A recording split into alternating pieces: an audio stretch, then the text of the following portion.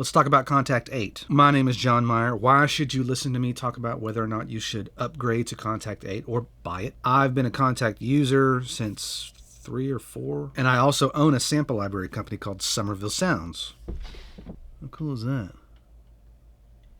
More on this in another video. This is going to be more of a first look type of video. I'm going to withhold my opinion on whether or not you should upgrade until the end, along with a rant that's not really focused on Kontakt as much as it is on you. The promotional material they sent ahead of time focuses on 4 areas: look, tools, sound, and leap. We'll look at look first. Kontakt 7 users will notice this look. You've got the tags, your way of searching with the presets. You'll notice a new menu system up here. But to demonstrate the look, let's look at the new Alicia's electric keys, which is part of the complete bundle, not Kontakt, but you can at least see what they've got going on. That's pretty. They're pushing the ability to make this look a lot nicer. You know, Kontakt has not always led the way in the best looking user interfaces. But you'll also notice, you long timers, there's no X over here to close this out. It's all over here in this area. You have solo, mute, pan, and volume controls, and I can get rid of it over here. So that's a little different. They're trying to move everything to this pane. But I should be able to view this at, 200%. Look at that. That looks really nice.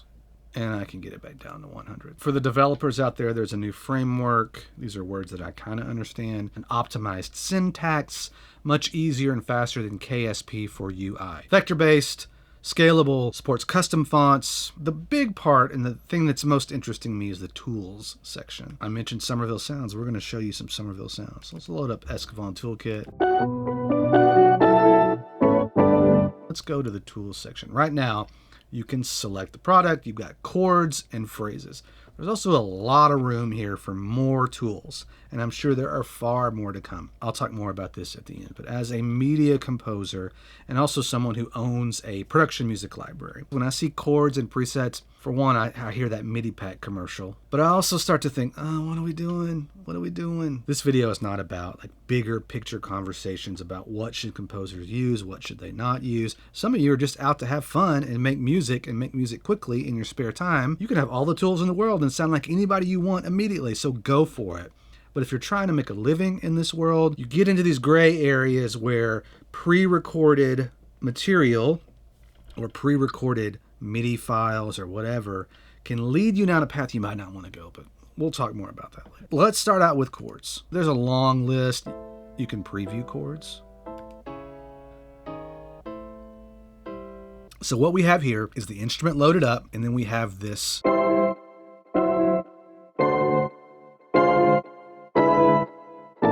you can load in 7 different chords. This represents the note on the keyboard.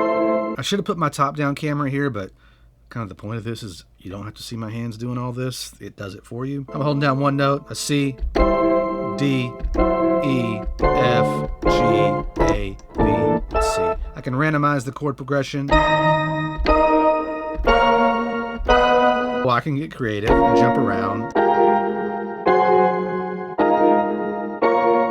I can also record my own chord progression. So now we're talking here a very basic lesson on diatonic chords here. I'm going to record a C chord on the C. So that's C, E, and G. And I'm just playing the white keys. I'm going to record a D. In this case, it's D minor. I'm going way too fast if you don't know what I'm talking about. E minor for the 3rd chord. Let's do an F major. Let's do a G on the 5th. Let's do an A minor. And let's go ahead and do like a 5 with the 7 in the bass, a G over B. Now, when I play these notes, I get the 1 chord. If I play a G, I get a 5 chord. 6.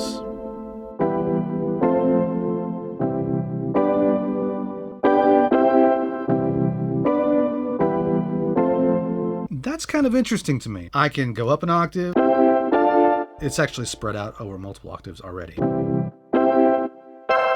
I can humanize, which I don't know if it does much there. It does something when you go to strum. So let's turn strum all the way up. This is cool.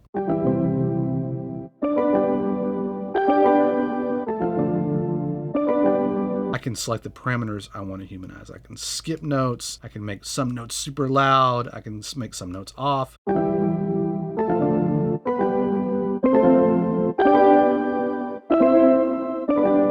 I'm I'm starting to think of ideas here. Like this. Also, you've got the key center here, which is F Phrygian. It's kind of a funny blend of, if you don't know how to play a C chord, you probably don't know what Locrian means, but I don't know most of these. I especially don't know anything about Hirajoshi. Again, the point of this is not about what it does now. To me, it's about the possibilities that developers have moving forward to create tools.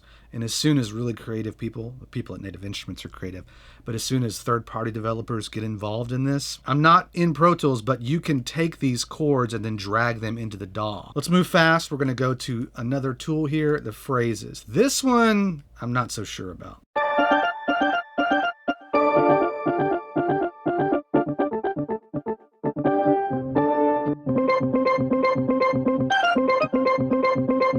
I'm playing different notes and it's triggering different phrases.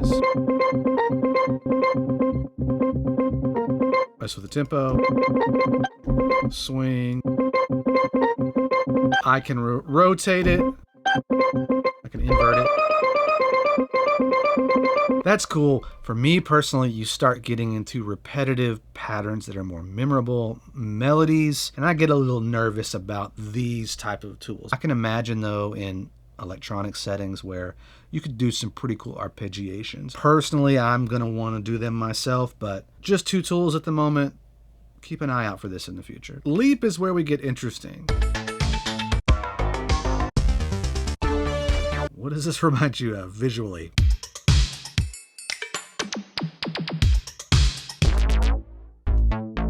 If you have used Arcade at any point, this has a very similar look. I'm holding on the white keys to trigger these different phrases, these different loops, and then you have these modifiers. I'm speeding it up. I'm slowing it down. I'm doing stutter effects. You can go in and manipulate all these different features. So that makes it to where you're using pre-recorded loops, but you're modifying them. Send effects, delay, and reverb. They tend to have the drums down lower, and then as you get in the higher octaves, you hear different phrases. I have used software like this, Arcade as one. I learned pretty quickly not to grab too many from one sound bank. I always just kind of pick a little part, manipulate it heavily. Again, we'll talk more about that. One, there's all kinds of different loops that you can load in. But it also has one shot. So I was messing around. There's like a lo-fi. Let's look at London Grit. Let's go find a kick drum.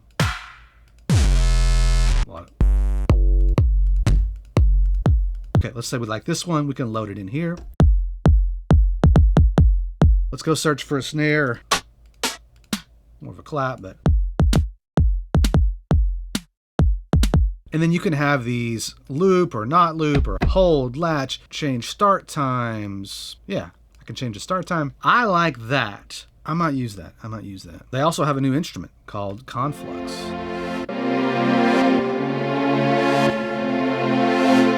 A new organic type of sampler. I should read it to you, but look, you can mess with a lot of stuff here. And I think it's revolutionary. It's super cool. Gotta get rid of the chords though. Oh, I got rid of the wrong thing. You can see I'm still learning my way around here. Adios, Horner. Chords, please, leave.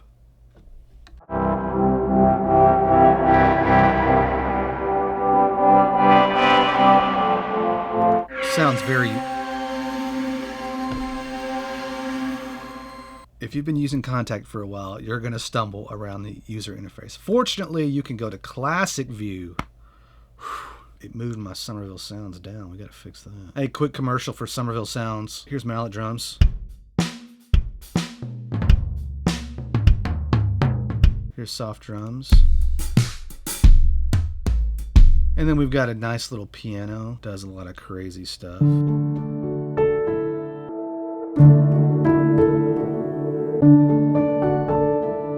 And then we have the Elskavon Toolkit. Let's have that talk. You gotta learn how to play. I've been doing this for 25, 30 years, and it's always been tech and tools and musical learning. And they go together, yes, but they're also very separate. And sometimes you can find your way into one side of it and get fixated on that. I've seen a lot of people learn to run before they learn to walk. And I don't want to be old man, get off my lawn, because these tools are fantastic. There's nothing wrong with this update. This isn't like a super generative AI conversation that we need to have. It's just more tools that help us get really cool sounds, which are very useful. But if you want to make it as a composer in this business, and I think that moving forward, this is going to be even more true, you need to understand how music works. You need to be able to play stuff. You need to know that if I want something to be happy, I play like this. If I want something to be sad, I play like this. Or pensive, or I can't think of any more adjectives. I only bring this up because up until now, Kontakt has really been just a sample playback device, or at least how most of us use it, if I'm correct. And they have to stay relevant. And like I said earlier, I wasn't sure about some of these tools, but I certainly might use them. But specifically for those composers who are in my world, writing music for television and film, where stuff gets tracked and stuff gets fingerprinted and watermarked and all the other terms, be careful when you're using phrases that were created by somebody else, because it can cause a lot of problems for you and the people you work with down the line. I have other videos about that I'll link to in the description. All that being said, as a sample library developer, I know that a lot of you who buy these samples and enjoy the samples that we make aren't making money from doing music. It's a hobby. It's fun. So get all of the fun stuff. They were also kind enough to give me the new version of Complete, which I haven't even touched, and it all looks so incredibly fun. The samples are fantastic. The only gripe I have is there's just too much. Don't sleep on the Kontakt Factory library. Let me just load up a random choir. Some strings. Wow, that's great. And you get the Kontakt Factory library when you buy Kontakt. And you get really good acoustic band, beats, choir, orchestral, synth, and vintage sounds that you can use in your music. Trust me, I have done that. Did I answer the question of should you upgrade? Hopefully my first look shed some light on that and you already have your answer. I don't think it's going to change a lot for the Kontakt Power user, but for new users, and if you just like to make sure that you're staying current, because this new format, the new look, the new layout, that's not going away anytime soon.